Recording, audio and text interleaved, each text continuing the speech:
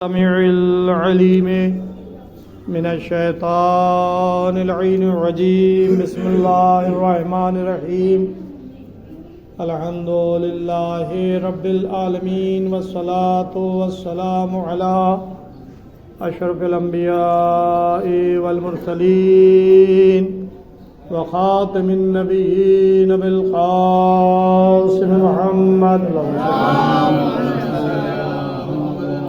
وعلى أهل بيته الطيبين الطاهرين المعصومين ولعنة الله على أعدائهم أجمعين. أما بعد فقد قال رسول الله صلى الله عليه وآله وسلم: من مات ولم يعرف إمام زمانه فقد مات ميتة جاهلية.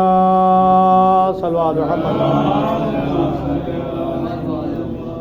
عزیزوں، میں نے جس حدیث مبارکہ کی تلاوت کا شرف حاصل کیا ہے، یہ بہت مشہور حدیث ہے اور شیعہ سنی دونوں مسالک میں معتبر کتابوں میں یہ حدیث پائی جاتی ہے. پیغمبر کیا ارشاد فرما رہے ہیں؟ من ماتا، جو شخص مر جائے، ولم یعرف، بغیر معرفت کے، کس کی؟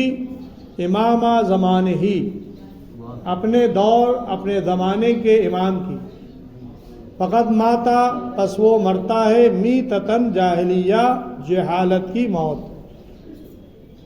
یہ حدیث مبارکہ ہے اور معتبر حدیثوں میں سے ہے.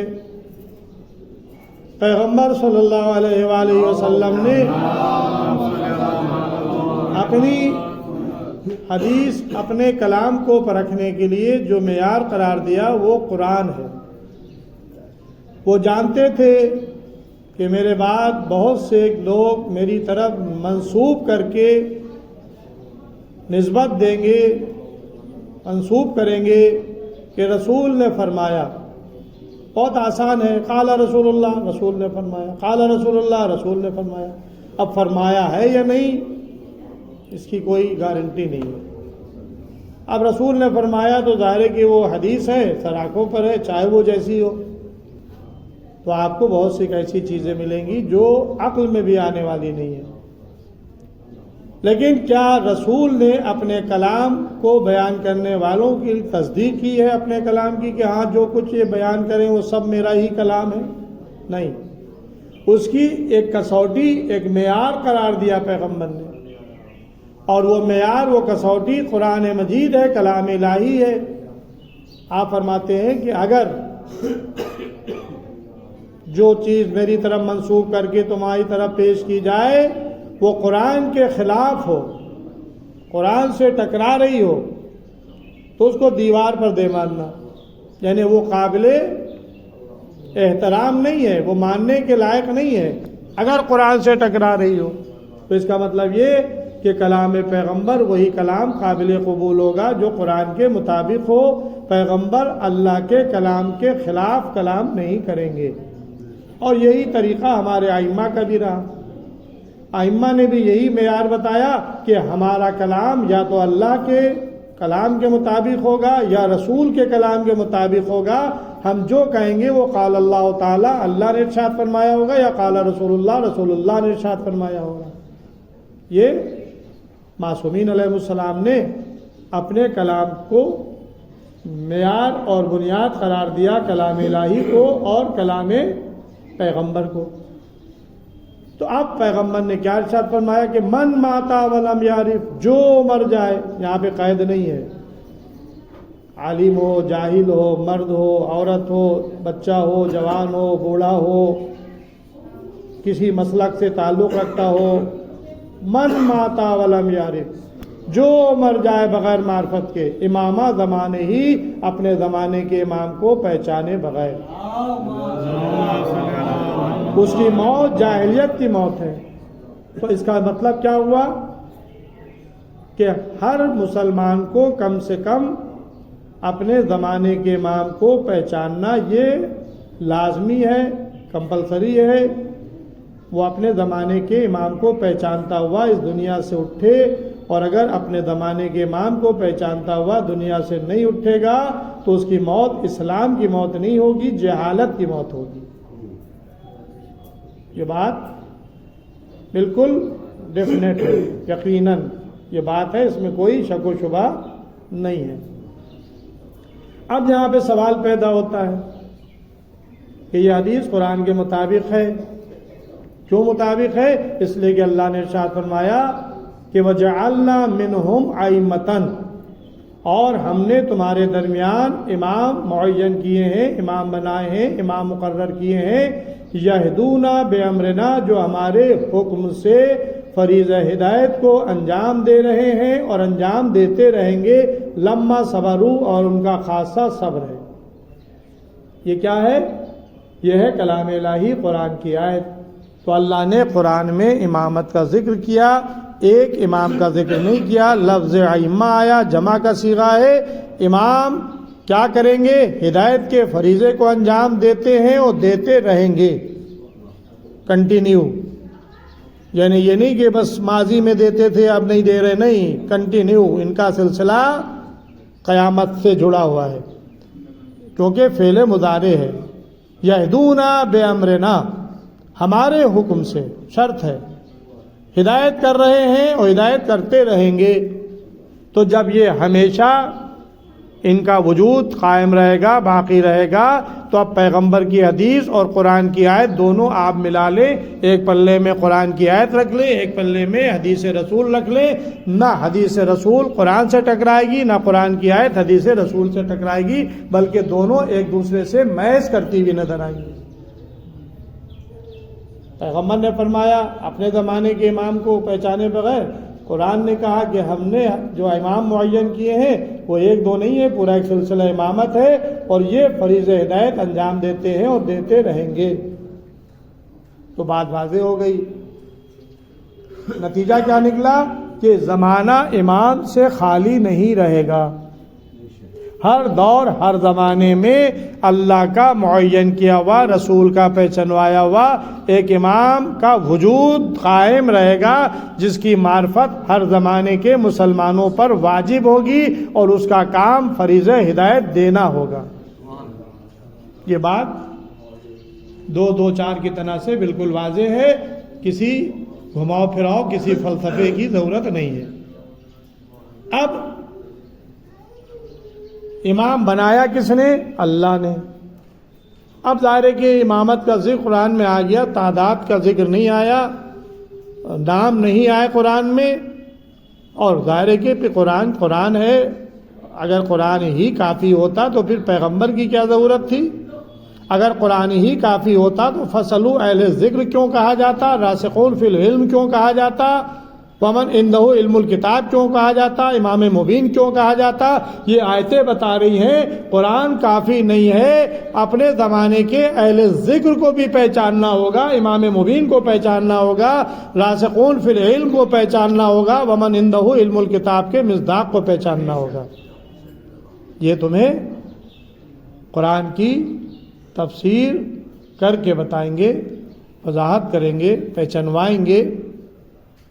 तो अजीज़ों, पैगंबर कुरान में आ गया कि हमने इमाम बनाए हैं। अब रसूल बताएंगे कि वो इमाम कौन है, इमाम कितने हैं। जैसे नमाज का हुक्म कुरान में है कि अक़ीमुस्सलात, नमाज कायम करो, लेकिन ये नहीं है कि नमाज कितनी पढ़ो, कै रकत पढ़ो, सुबह की कै रकत हो, ज़ोहर की कै रकत हो, मगरिब इशा असर की कै रकत हो। यानी आपको कुरान में कहीं भी रकतों का जिक्र नहीं मिलेगा, ना तरीक़े नमाज मिलेगा। पूरी ज़िम्मेदारी से अर्ज़ कर रहा हूँ, अगर कोई मुसलमान साबित कर दे, बता दे कि भाई तरीक़े नमाज कुरान में ये है, तादाद ये है, तो हम मान लेंगे। लेकिन मुझे मालूम है पूरे कुरान में कहीं भी ना तरीक़े नमाज है और ना तादाद, रकतों की तादाद का जिक्र है। अब वो अलग बात है कि बार कहो मार रहा कहीं रुकू करो, रुकू करने वालों के साथ क़ुनूत पढ़ो, ये सब जिक्र आया है, पार्ट ऑफ नमाज कहीं कहीं पर आए हैं, लेकिन मुसलसल तसलसल के साथ नमाज कहीं पर تعلیم نہیں کی گئی ہے کہ ایسے 2 رکعت نماز پڑھو، یہ آپ کو قرآن میں نہیں پڑھے گا ملے گا۔ پیغمبر نے فرمایا کہ جیسی نماز مجھے پڑھتے دیکھو ویسی نماز تم پڑھو، یہ پیغمبر نے نماز کے لیے کہا۔ رکعتیں انہوں نے بتائیں، تعداد انہوں نے بتائی۔ تو بھائی جس طرح سے حکم نماز قرآن سے ملا ہے، طریق نماز پیغمبر سے ملا، اسی طرح سے حکم امامت قرآن سے ہم نے لیا ہے، اور تعداد امامت نام ائمہ کے یہ ہم نے پیغمبر سے لیے۔ ہمارے بعد 12 جانشین ہوں گے، 12 خلیفہ ہوں گے، اور پیغمبر نے تو ہاتھوں پر بلند کر کے غدیر میں پہچنوا بھی دیا کہ من کن تو مولا ہو فہذا علی مولا، جس کا میں مولا ہوں اس کے یہ علی مولا ہے۔ صلو علی محمد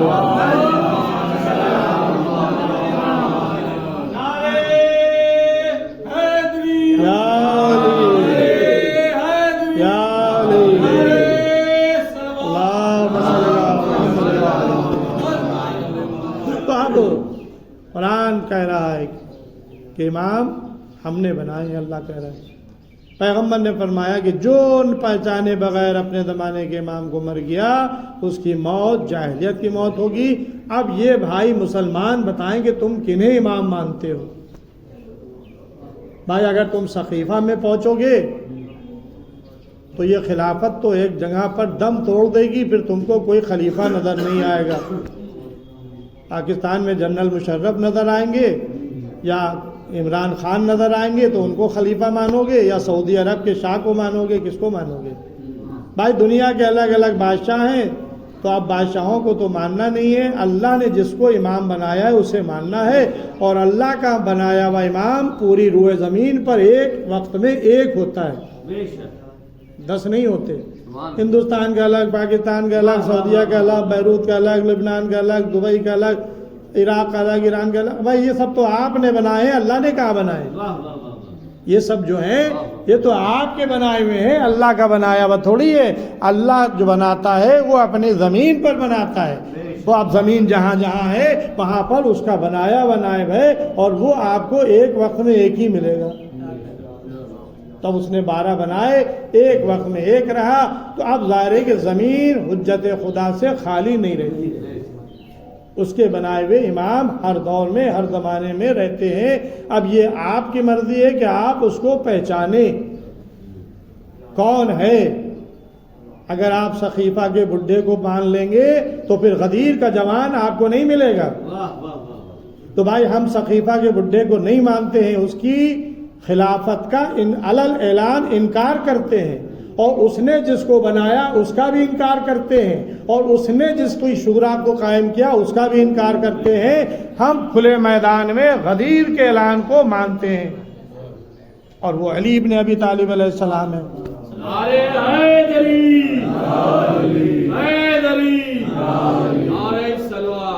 اب مولا علی جب جائیں گے تو وہ بتا کے جائیں گے میرے بعد کون؟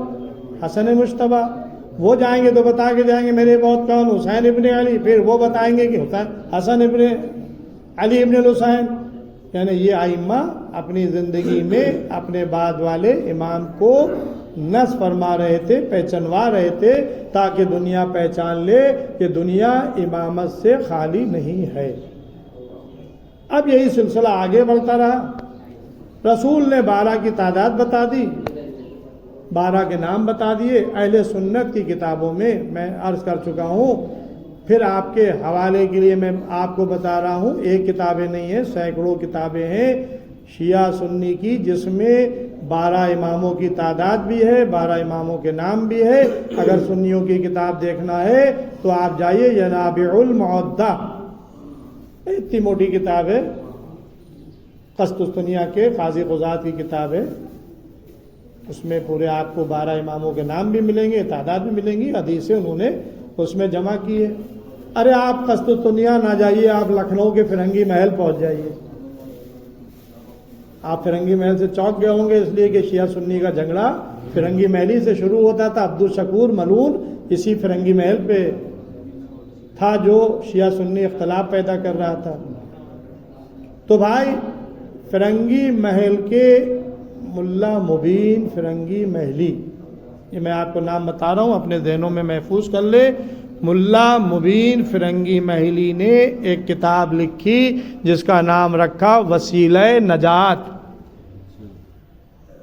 وہ اردو میں بھی ہے اور فارسی میں بھی ہے، میرے پاس لائبریری میں ہے، اس لیے میں آپ سے کہہ رہا ہوں، میں نے پڑھی ہے، فارسی میں بھی ہے اردو میں بھی ہے، بیچ میں اس کا متن ہے، فارسی میں حاشیہ ہے، پورا 2 زبانوں میں وہ کتاب ہے، فارسی اور اردو. اس کا نام ہے وسیلہ نجات. ٹاپک کیا ہے؟ 12 اماموں کے حالات. یعنی انہوں نے ملا مبین فرنگی محلی نے بتایا اگر کوئی نجات کا وسیلہ ہے تو یہ 12 ہیں، اس کے علاوہ کوئی نہیں ہے. یعنی انہوں نے سقیفہ سے نہیں لیا، انہوں نے سقیفہ کے بنائے ہوئے کو نہیں مانا، انہوں نے بنائی ہوئی شورا کو تسلیم نہیں کیا، بلکہ ملا مبین فرنگی محلی نے وسیلہ نجات میں 12 اماموں کا ذکر کیا. امام علی سے شروع کیا، امام عصر پہ ختم کیا. ایک نعرہ صلوات.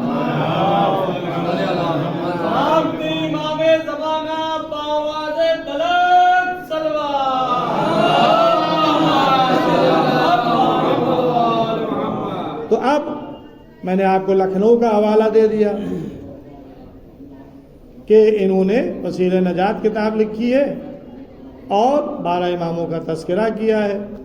تو 12 امام سقیفہ سے نہیں ملیں گے، 12 امام غدیر سے ملیں گے.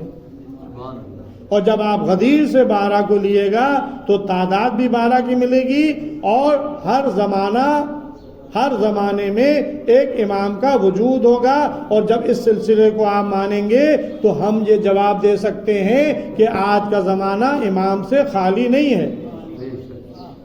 آج بھی ہمارے زمانے کا امام زندہ ہے اور پردہ غیب میں ہے. صلوات محمد. ابھی چند دن کے بعد ولادت کی تاریخ آ رہی ہے، 15 شعبان، بڑی مبارک تاریخ ہے. یہ رات جو نیم شعبان کہلاتی ہے، یہ اگر شب قدر کے بعد کوئی عظیم رات ہے تو نیم شعبان ہے. اس دن بھی اعمال ہیں، دعائیں ہیں، خصوصاً دعائے کمیل اس رات کے پڑھنے کی ہے. 4 رکعت نماز ہے، دعائیں ہیں، تسبیح ہے. کیوں؟ اس رات میں ہمارے زمانے کے امام کی آمد ہے. ولادت باسعادت کی تاریخ ہے. صبح کا وقت تھا، نماز فجر کا، جب ہمارے زمانے کا امام اس دنیا میں آ رہا تھا. نرجس خاتون کا بیٹا امام حسن عسکری علیہ السلام کا لخت جگر.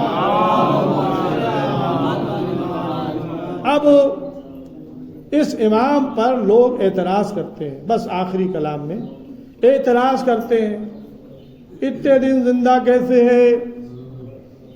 کب پیدا ہوا تھا؟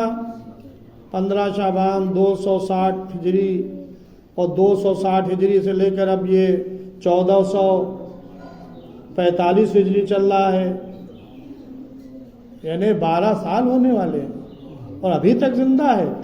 تو بھائی آپ نے تاریخیں پڑھی کہاں ہیں؟ جناب آدم کی عمر کیا تھی؟ جا کے تاریخ میں پڑھیے. جناب نوح کی عمر کیا تھی؟ تاریخ کو اٹھا کر دیکھیے. ارے جس کو آپ کافی کہتے ہیں اسی کو آپ دیکھ لیں قرآن کو. بھائی قرآن میں جناب نوح کی صرف تبلیغ کا ذکر آیا ہے کہ 50 کم 1000 سال، یعنی 950 سال جناب نوح علیہ السلام نے اپنی امت میں رہ کر تبلیغ کی ہے. تو ظاہر ہے کہ جو 950 سال تبلیغ کر رہا ہے پھر اس کی عمر کتنی ہوگی؟ تو بھائی طول عمر پہلے زمانے میں اللہ نے لوگوں کی عمروں کو زیادہ رکھا تھا. اب یہ کم ہونے لگی ہیں، ظاہر ہے کہ اس کے اسباب ہیں. پہلے اتنی بیماریاں کہاں تھیں؟ جو بیماریاں آج رائج ہو گئی ہیں، پہلے اتنی بیماریاں ہی نہیں تھیں. ظاہر ہے یہ بیماریاں بھی ہمارے ہاتھوں کی لائی ہوئی ہیں. اصلی چیزوں کو جب نقلی کر دیا جائے گا یا ملاوٹ کر دی جائے گی تو یہی حال ہوگا. ہر چیز میں ملاوٹ، ہر چیز مصنوعی بنائی ہوئی. اب اس ٹاپک میں مجھے نہیں جانا ہے، تحقیقات کرنے والے تحقیق کر لیں کن کن چیزوں میں. پہلے دودھ میں پانی ملایا جاتا تھا، اب دودھ میں پانی نہیں ملایا جاتا، اب دودھ بھی نقلی بننے لگا ہے. سب واٹس ایپ پہ آج کل زمانہ ہے واٹس ایپ کا، ہر ایک کے ہاتھوں میں وہ سب چیزیں آتی ہیں. تفصیلات میں ان سب چیزوں میں مجھے نہیں جانا ہے، میں تو اصلی چیز کا ذکر کر رہا ہوں، نقلی چیزوں کا ذکر اس منبر سے کیا کروں۔ اصلی چیز کون ہے؟ امامت، جو ہماری نجات کا ذریعہ ہے۔ تو آپ اعتراض کرتے ہیں کہ وہ ابھی تک کیسے زندہ ہے؟ بھائی زندہ کون رکھتا ہے؟ موت و حیات کا خالق کون ہے؟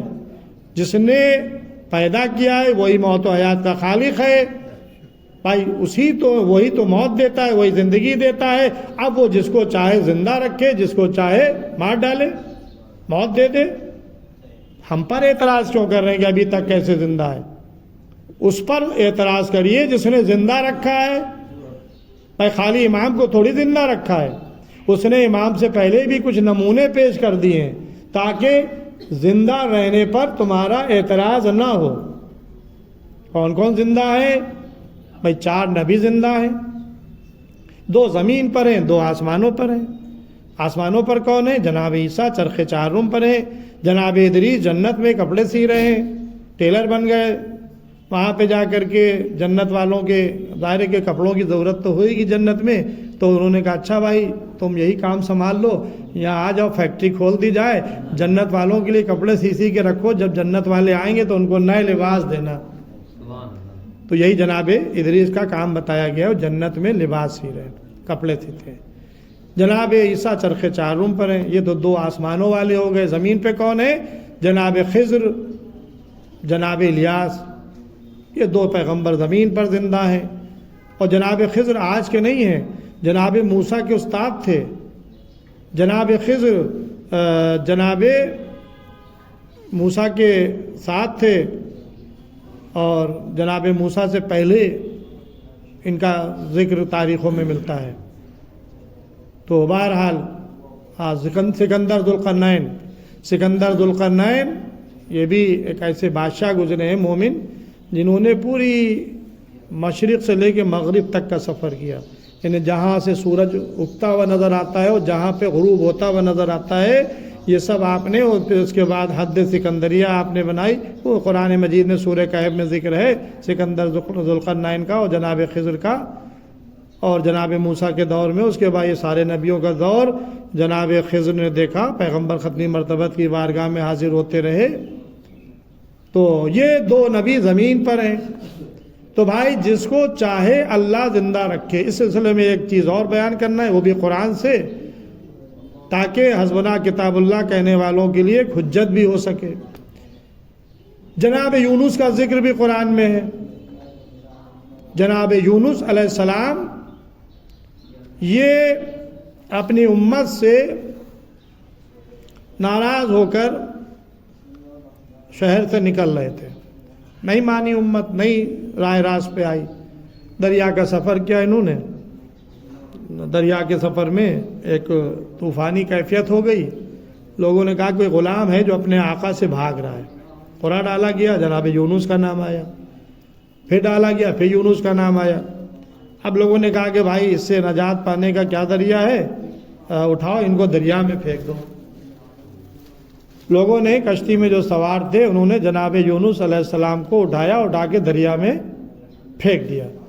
جیسے ہی دریا میں پھینکا، ایک مچھلی منہ کھولے ہوئے کھڑی ہوئی تھی انتظار میں، آؤ بھائی آؤ میرے گھر میں آؤ۔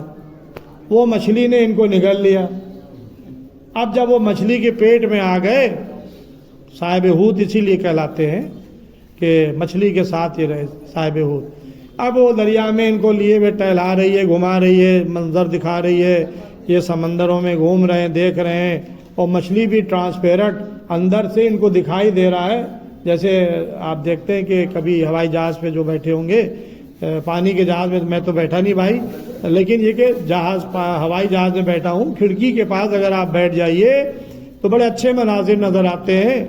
کبھی اس کا پنکھ پھیلا ہوا نظر آتا ہے، کبھی ابر کے اندر سے ہوتے ہوئے ہم لوگ نکلتے ہیں، کبھی بارش کے چھینٹے نظر آتے ہیں، کبھی بلندی سے جو ہے چھوٹے چھوٹے مکان، چھوٹے چھوٹے درخت اور بسیں یہ سب چلتی ہوئی نظر آتی ہیں۔ یہ منظر ہم لوگ ہوائی جہاز کے اندر سے بیٹھ کر دیکھتے ہیں۔ بھائی یہی کیفیت مچھلی کی بھی تھی کہ مچھلی کے پیٹ میں تو تھے، لیکن یہ دیکھ رہے تھے کیا کیا اللہ نے اس دریا میں چیزیں خلقی ہیں، مختلف قسم کے جانور، مختلف قسم کے جواہرات، یہ سب دریا کی زینت ہیں، دریا کے اندر اللہ نے پیدا کیے ہیں۔ یہ سب اس کو ملاحظہ کرتے ہوئے جناب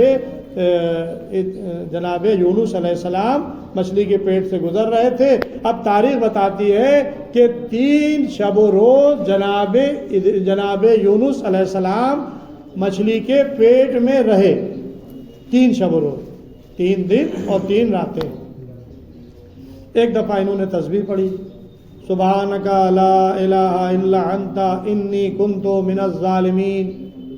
بس جیسے ہی انہوں نے تسبیح پڑھی، مچھلی نے کنارے لا کے ان کو اگل دیا، یعنی وہ تسبیح الہی کی گرمی کو مچھلی برداشت نہیں کر سکی اور اس نے لا کر ان کو کنارے پر اگل دیا۔ اللہ نے کدو کا پیڑ اگا دیا، کدو کے پتے نکل آئے، ان کو ہوا دینے لگے اور ان کے مچھلی کے پیٹ میں رہنے سے جو ان کے جسم بالکل گھلنے لگا تھا اس کو وہ خشک ہونے لگا اس کی ہوا سے، اور یہاں تک کہ جناب یونس علیہ السلام بالکل فٹ ہو گئے، صحت یاب ہو گئے۔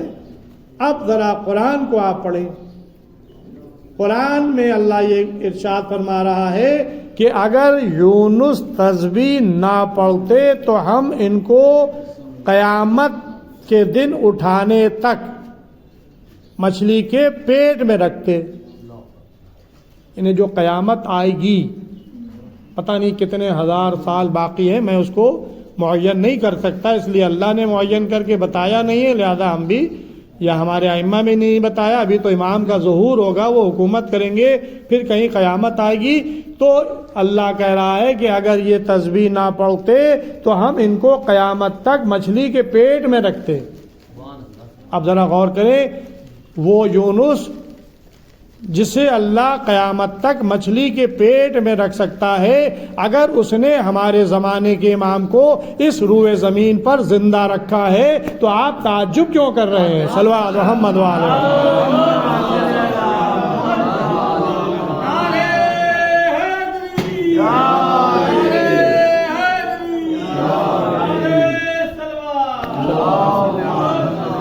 بس یہ ہے قدرت کا کرشمہ، اس نے امام معین کیے ہیں، آپ اس کو پہچانیں، چاہے وہ ظاہر میں ہو چاہے وہ پردہ غیب میں ہو۔ آپ کا ایمان ہونا چاہیے، آپ کی معرفت ہونا چاہیے کہ بھائی اللہ نے امام بنائے ہیں، 12 امام بنائے ہیں، اور اس 12واں ہادی آج زندہ ہے، پردہ غیب میں ہے، جب حکم خدا ہوگا تب وہ ظاہر ہوں گے۔ اللہ نے ان کو بقیت اللہ قرار دیا ہے، صاحب امر قرار دیا ہے، اولی الامر قرار دیا ہے۔ ہمارے زمانے کا امام زندہ ہے جو 15 شعبان سن 255 ہجری میں سامرہ کی زمین پر پیدا ہو چکا ہے، جس کی والدہ گرامی جناب نرجس خاتون ہے، جس کے پدر بزرگوار امام حسن عسکری علیہ السلام ہیں۔ بس یہ آپ کا ایمان ہونا چاہیے، آپ کا یقین ہونا چاہیے، اور اللہ نے امام حسن عسکری علیہ السلام کی شہادت کے موقع پر اس آخری امام کو پہچنوا دیا، دنیا پر ظاہر کر دیا، تاکہ دنیا دیکھ لے کہ 11واں گیا ہے تو 12واں ہادی پیدا ہو چکا ہے۔ لوگ یہ سمجھ رہے تھے کہ کوئی ہے ہی نہیں، 11واں چلا گیا، اب کوئی نہیں ہے، زمین خالی ہو گئی امامت سے، ایسا نہیں ہے۔ اسی لیے امام حسن عسکری علیہ السلام کے بھائی نے جھوٹا دعوی امامت کیا تھا، جعفر ان کا نام تھا، انہوں نے جھوٹا دعوی امامت کیا تو ان کو جعفر کذاب کہا گیا، بعد میں انہوں نے توبہ کی تو ان کو جعفر تواب کہا گیا۔ یہ نقوی سادات جو ہیں یہ جعفر تواب ہی کی نسل سے، انہوں نے جھوٹا دعوی امامت کیا تھا، جعفر کذاب کہلائے، بعد میں توبہ کر لی تو پھر ان کو معاف کر دیا گیا، ان کو جعفر تواب کہا جانے لگا۔ تو یہ 11ویں امام کے بھائی تھے، 12ویں امام کے چچا تھے، ان کو تک یہ نہیں معلوم تھا کہ 12واں ہادی اس دنیا میں آ چکا ہے۔ انہوں نے دعوی امامت کر دیا، لوگ ان کے پاس آنے لگے، بھائی کا جنازہ اٹھا۔ اب تاریخیں یہ بتاتی ہیں کہ مولا علی، کسی امام، مولا علی سے لے کر آخری امام تک، 11ویں امام تک، کسی امام کا جنازہ اس شان و شوکت کے ساتھ نہیں اٹھا جس شان و شوکت کے ساتھ ہمارے آپ کے 11ویں امام کا جنازہ اٹھا۔ تفصیلات میں مجھے نہیں جانا ہے، سارے ائمہ کی تاریخ آپ کے سامنے ہے۔ 11ویں امام کے جنازے میں بادشاہ بھی شریک، وزراء بھی شریک، علماء بھی شریک، عوام بھی شریک، بہت بڑا جمع غفیر 11ویں امام کے جنازے میں تھا۔ جہاں نماز جنازہ ہونا تھی وہاں جنازہ جا کر رکھ دیا گیا۔ جعفر طواب اپنے بھائی کی نماز جنازہ پڑھانے کے لیے آگے بڑھے، بس سبھی چاہتے تھے کہ نماز جنازہ پڑھائیں کہ ایک کمسن شہزادہ جس کے چہرے سے جلال امامت آشکار تھے وہ ظاہر ہوا، اپنے چچا کا دامن پکڑ کے کھینچا، اے چچا ہٹے، یہ میرا حق ہے، میں اپنے بابا کی نماز پڑھاؤں گا۔ بس عزیزوں، جعفر طواب کے اوپر روب اور دبدبا اپنے بھتیجے کا طاری ہوا، پیچھے ہٹ گئے۔ یہ کمسن شہزادے امام زمانہ آگے بڑھے، اور آگے بڑھنے کے بعد انہوں نے اپنے بابا کی نماز جنازہ پڑھائی۔ دنیا نے دیکھ لیا کہ 11واں گیا ہے لیکن 12واں ہادی دنیا میں آ چکا ہے، زمین حجت خدا سے خالی نہیں ہے، یہ ہے زمانے کا امام، اس کی معرفت ہر ایک مسلمان پر فرض ہے۔ بس عزیزو، مجلس تمام ہو گئی۔ ایک مرحومہ کے سال ثواب کی مجلس تھی، میں نے امام زمانہ علیہ السلام کا ذکر آپ کے سامنے کیا۔ امام زمانہ علیہ السلام نے اپنے پدر بزرگوار کو غسل بھی دیا، کفن بھی پہنایا، ان پر نماز جنازہ بڑے مجمع کے ساتھ پڑھی، اور ان کو سامرہ کی سرزمین پر جہاں ان کے دادا امام علی نقی علیہ السلام کی قبر تھی وہیں پر اپنے بابا کو دفن کر دیا۔ یعنی باپ بیٹے 10ویں امام اور 11ویں امام یہ دونوں ایک ہی گنبد کے نیچے دونوں دفن ہیں۔ مولا امام زمانہ علیہ السلام جب آپ اپنے بابا کو غسل و کفن دے رہے تھے، نماز جنازہ پڑھ رہے تھے، دفن کر رہے تھے، آپ کو کوئی روکنے والا تو نہیں تھا، کسی نے آپ کو منع تو نہیں کیا، لیکن ہائے ذرا کربلا کے میدان میں آئیے، آپ کے جد حسین جن کی لاش زمین گرم پر پڑی ہوئی ہے، لاش کے ٹکڑے، جسم کے ٹکڑے ٹکڑے ہو چکے ہیں۔ 11 محرم کی صبح کو یزیدی لشکر نے اپنے کشتۂ نجس پر نماز جنازہ پڑھی، انہیں دفن کیا۔ اب ذرا غور کریں، بہن زینب پر کیا گزر گئی ہوگی، سکینہ پر کیا گزری ہوگی، ارے اس جوان بیٹے پر کیا گزری ہوگی۔ تاریخ بتاتی ہے کہ جب یہ قافلہ چلا تو شہداء کے لاشیں جہاں پر پڑے ہوئے تھے وہاں سے قافلہ گزرا۔ چوتھے امام کی عجیب حالت ہوئی، جناب زینب نے اپنے کو ناقے کی بلندی سے بھائی کی لاش پر گرا دیا، جسم کے ٹکڑوں کو اکٹھا کرنا شروع کیا۔ ابھی بھائی کے لاشے پر بہن تھی کہ ایک مرتبہ سید سجاد پر نگاہ پڑی، بھائی کا لاشا چھوڑا، بھتیجے کے قریب آ کر آواز دی، اے بیٹا سید سجاد اپنے کو سنبھالو، یہ تمہاری کیا حالت ہے؟ ارے مردوں میں تمہارے علاوہ کون ہے؟ قریب ہے کہ تمہاری روح جسم سے پرواز کر جائے۔ بھئی یہ سننا تھا کہ چوتھے امام فرماتے، پھوپھی اماں آپ نے نہیں دیکھا ان ظالموں نے ارے اپنے کشتۂ نجس کو دفن کر دیا، ان پر نماز جنازہ بھی پڑھی، لیکن ہائے